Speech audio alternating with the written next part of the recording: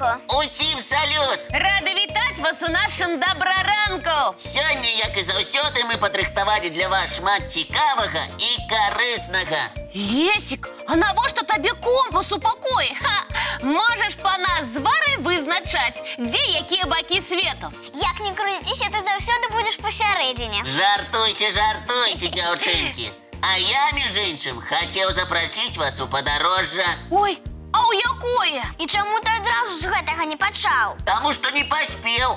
Вы ж сталі гаварыць без перапынку. Усё, робім перапынак, а ты, Лесик, запрашай нас, калі ласка. Я збіраюся у Пячору. Туды, дзе даўно-даўно жылі першабытныя людзі? Не зусім, але Пячора даволі старадаўняя. Вара, адправімся з Лесикам. Вядома, толькі ў дарослых трэба адпрасіцца. Правильно, каб яны не хваляваліся. Лесик, а далёка ісці? Да адзінай беларускай Пячоры. Чулі пра такую? Пакуль што не.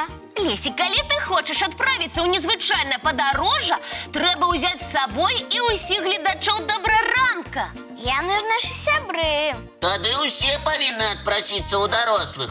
Мы дамовімся сустрэцца ў адным месцы і разам пойдзем. О, на гэта спатрэбіцца некаторы час. Але ўсе настроіліся на незвычайнае падарожжа зараз жа. Лесик, а віртуальнае падарожжа мы можам здзейсніць? Паспрабуем. Зараз настрою компас, каб адправіцца ў патрэбным накірунку.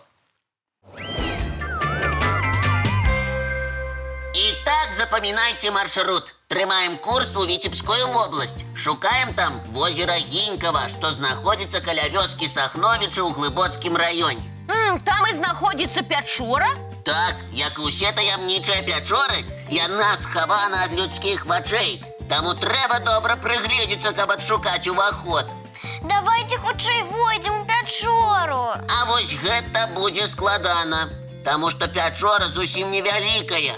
Яе даўжыня складае ўсяго 10 метраў, а сам уваход вельмі вузкі. Нічога, упэўнена, у мяне атрымаецца запаўсці туды. Можаш паспрабаваць, Кася, але ўнутры прыйдзецца сядзець. У поўны рост стаяць будзе нязручна. Значыць, прагуляцца па Пячоры не атрымаецца? Атрымаецца, толькі трэба будзе запаўзаць туды адзін за адным і абавязкова свяціць ліхтарыкам. А як знайшлі гэтую Пячору? Выпадкова. Лічыцца, што ёй больш за 10 мільёнаў гадоў. У такое складана паверыць. Хутчэй за ўсё Пячора атрымалася падчас ледніковага перыяду. Ляднік раставаў, паступова горная парода вымывалася вадой і атрымалася вось такая карставая Пячора. Фантастыка! Зараз возера, побач з якім знаходзіцца Пячора, лічыцца прыродным памятнікам. А яшчэ недалёка быў знойдзены склеп, які належаў аднаму з князёў Вялікага княства Літоўскага. Звычайна кожная Пячора мае сваю легенду. Ёсць такая ў гэтай? Вядома, і не адна.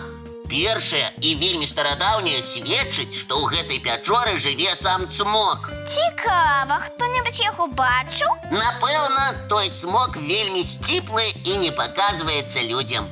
А яшчэ якая легенда існуе? Кажуць, што ў Пячоры схаваны каштоўнасці арміі французскага імператара Напалеона. У 1812 годзе Напалеон адступаў і кінуў у возера каштоўнасці. О, ці адшукаў іх хто? Пакуль што не.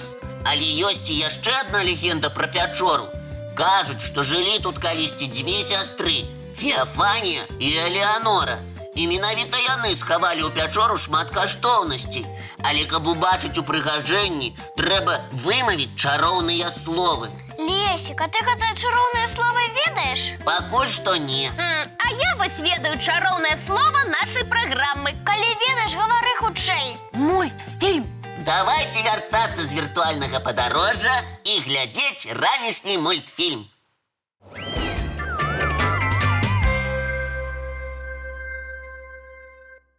Ведаеце, якую птушку можна назваць цудоўным суседам? Можа, ластаўку? Правільна! Яна любіць сяліцца побач з людзьмі і пры гэтым ніколі нікому не перашкаджае. Вара, у нас з Лесиком ёсць знаёмая сям'я ластавак. Хочаш, мы і цябе і ўсіх нашых гледачоў пазнаёмім з гэтымі цудоўнымі птушкамі? птушками? Вядома, давайте знайомиться.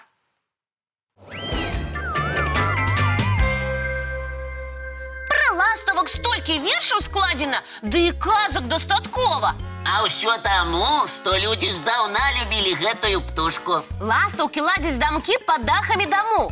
Прычым любяць жыць некалькі гадоў у адных і тых жа гнёздах. Але калі здараецца, што дамок занялі, напрыклад, вераб'і, ластаўкі не будуць сварыцца. Яны тут жа зоймуцца будаўніцтвам новага дома. Дзеля гэтага яны збіраюць гразь сваімі дзюбкамі, скатваюць яе і будуюць гнездо. Калі гразь высыхае, атрымліваецца моцная сцяна. Такі дамок вытрымае нават вялікую сям'ю. У нашых знаёмых ластаўак нядаўна з'явіліся птушаняты. Пакуль што яны не ўмеюць лятаць, таму стараюцца з'ядаць усіх мошак, якіх прыносяць ім бацькі, каб хутчэй вырасці і пачаць вучыцца лятаць. Большую частку свайго жыцця ластаўкі праводзяць у палёце. Прычым вышыня палёту залежыць ад тэмпературы і вільготнасці паветра. У сонечны дзень цёплае паветра падымае насякомых высока, таму ластаўкі таксама лятаюць высока. А перад дажджом атмасферны ціск падае і насякомы лятаюць ніжэй. Знакамітая прымета. Ластаўкі лятаюць нізка, хутка будзе дождж. Ластаўкі лятаюць там, дзе ёсць прастор. У завулках вы іх ніколі не сустрэнеце. А яшчэ птушкі вельмі любяць піць і робяць гэта дзіўным спосабам. Часцей за ўсё яны наталяюць смагу ў палёце. А хуткасць пры гэтым 45 кіламетраў у гадзіну. Ластаўка адкрывае сваю дзюбку і набірае ў яе столькі вады, колькі паспее. А потым зноў і зноў набірае вадкасць. Ластаўкі заўсёды рухаюцца, ім няма часу спыняцца. Яшчэ адна асаблівасць. Калі птушкі ўзлятаюць, яны робяць гэта моўчкі.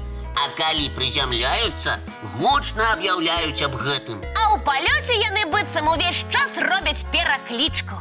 Давайце сёння абавязкова паназіраем за ластаўкамі і вызначым, ці чакаецца ўвечары дождж. Дзякуй, цудоўнае знаёмства атрымалася. А зараз самы час зрабіць невялікі перапынак і паглядзець цікавы ранішні мультфільм. Можна я выберу, які глядзець? Дазваляем, выбірай.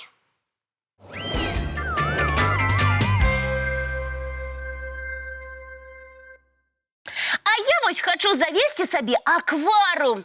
Але спачатку трэба ўсё даведацца пра рыб. Гэта правільна. Так будзе прасцей даглядаць за акварыумам.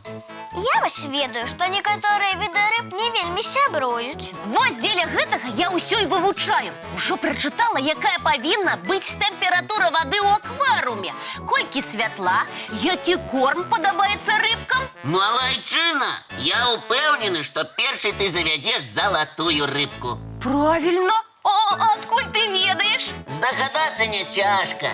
У цябе, Кася, вельмі шмат жаданняў, якія ты хочаш ёй загадаць. Ёсць такое. А мяне цікавіць, чаму рыбкі такіх розных форм. Я магу даць адказ на тваё пытанне, Вара.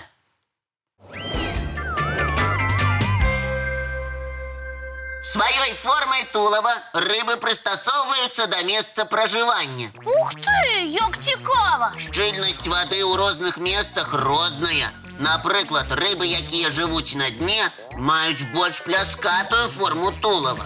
А тыя, што жывуць у вадзе з пастаянным цячэннем, павінны супраціўляцца яму. А рабіць гэта лягчэй, калі тулава выцягнутае. А некаторыя рыбы маскіруюцца пад камені і расліны. Правільна, таму іх форма можа нагадваць каменні ці расліны. Дзякуй. Цяпер магу пахваліцца, што ведаю пра рыб усё. Ці амаль усё. Тады, можа, паглядзім мультфільм? Давайце хутчэй гэта рабіць.